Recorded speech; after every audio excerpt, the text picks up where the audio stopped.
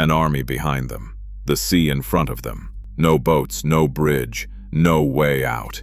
The people of Musa, peace be upon him, looked at the water and said, "We are going to be caught." The Quran records his response in 4 words. Kala, inna ma'i Rabbi Sahdin.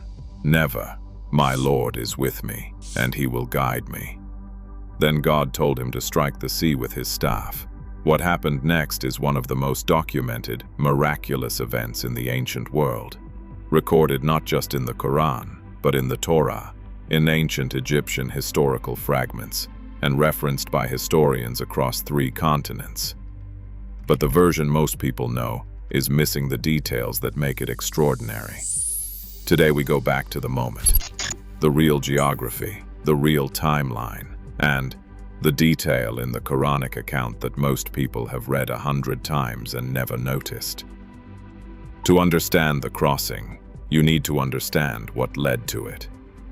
Musa, peace be upon him, had spent years in Pharaoh's court. He knew the palace, the politics, the power structure. He had been raised there as an adopted son of the royal household. Then he fled and spent years in Madian. He married, settled, and built a quiet life far from Egypt. Then at the burning bush, God gave him the command to return. Go back to the most powerful man on earth, the man who enslaved your people, the man who ordered the killing of Israelite infant boys. Walk into his court and tell him to let them go. The Quran records 9 signs, 9 miraculous demonstrations given through Musa to Pharaoh and the people of Egypt. The staff that became a serpent, the hand that shone white with light, the years of drought, the floods, the locusts, the lice, the frogs, the blood. 9 signs, each one escalating, each one followed by the same response from Pharaoh, temporary acknowledgement, then hardening, then refusal. After the 9th sign, Pharaoh finally permitted the Israelites to leave. They left at night, quickly. The Quran says they departed in haste, carrying whatever they could. And then Pharaoh changed his mind. Surah Ash-Shu'ara, chapter 26, verses 52 through 55, records the divine command to Musa, peace be upon him, at the moment of departure. Travel by night with my servants. Indeed, you will be pursued. Pursued. God told him before it happened that Pharaoh would come after them. The Egyptian army of this period was one of the most formidable military forces on earth. War chariots, cavalry, professional soldiers equipped with bronze weapons. The people of Musa were recently freed slaves. They had no military training, no weapons, no formation. The Quran describes the moment the 2 groups came within sight of each other. The people of Musa saw the army and said, "We are going to be caught." The Arabic word used, mudrakun, means overtaken, seized, finished. They were not wrong about the military reality, but they were wrong about what was about to happen. Surah Ash-Shu'ara, verses 63 through 66. Then we inspired Musa, strike the sea with your staff, and it parted, and each part was like a great towering mountain. The Arabic word used is Qataudil Azim, meaning the great, the immense, the towering. Not a parting that created a shallow ford, not a low tide that made the water passable. Walls of water described as mountains. Now here is the detail in the Quranic account that most people overlook.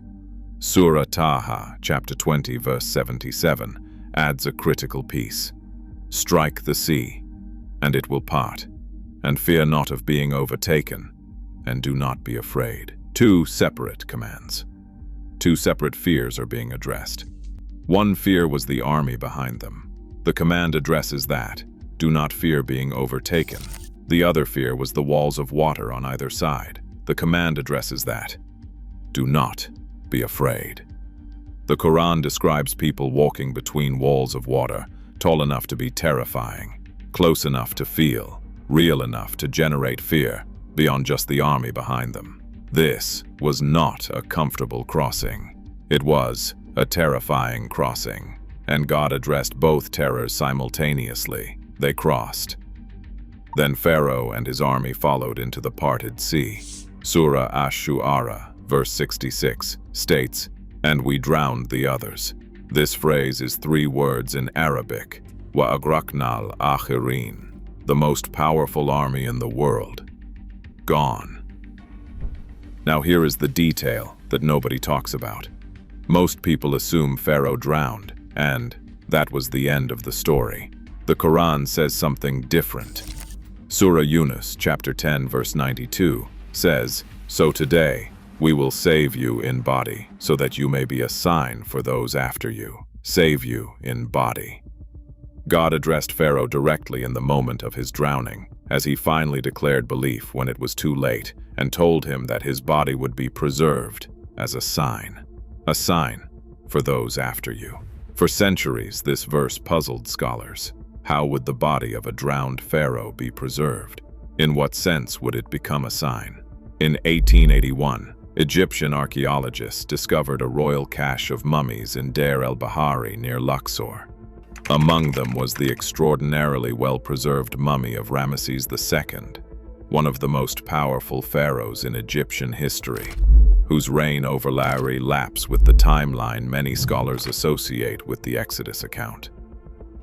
The mummy is in the Cairo Museum today. The body is intact. The face is visible. The man who may have stood at the edge of the parted sea is in a glass case in Cairo. The Quran said his body would be preserved as a sign. It is an army, a sea, a staff. The most powerful military force in the ancient world was destroyed in the same water that a nation of slaves walked through on dry ground. A body preserved for 3,000 years, sitting today in a museum in the same country where the story began. The Quran told you his body would be a sign. You can go see it. If this changed how you see this story, hit the like button and subscribe. I want to know, which detail hit you hardest? Was it the 2 separate fears God addressed, or the preserved body in Cairo? Tell me in the comments.